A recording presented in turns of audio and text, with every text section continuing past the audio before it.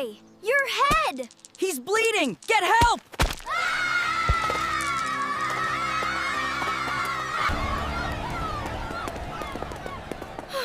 Anong kaguluhan ito? Anong kaguluhan ito? Anyone, please call an ambulance. Oh, kailangan siyang madala sa hospital. Bilisan ninyo. Hello, Mrs. Rivera? Nasa hospital si Doydoy. Merong aksidenteng nangyari kanina sa school. Puntahan mo siya ngayon.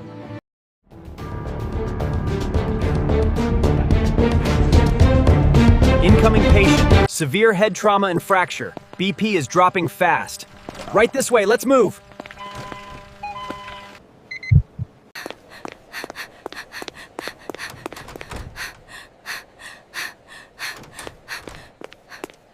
Anak, ano bang nangyari sa'yo? Magpakatatag ka ha? Panginoon ko, huwag mo po pabayaan ang anak ko.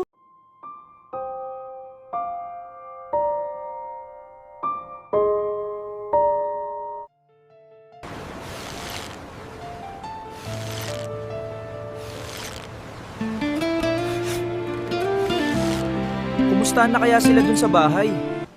Kanina pa ako tumatawag pero hindi sila sumasagot. Ano kayang nangyari? Mang Jen.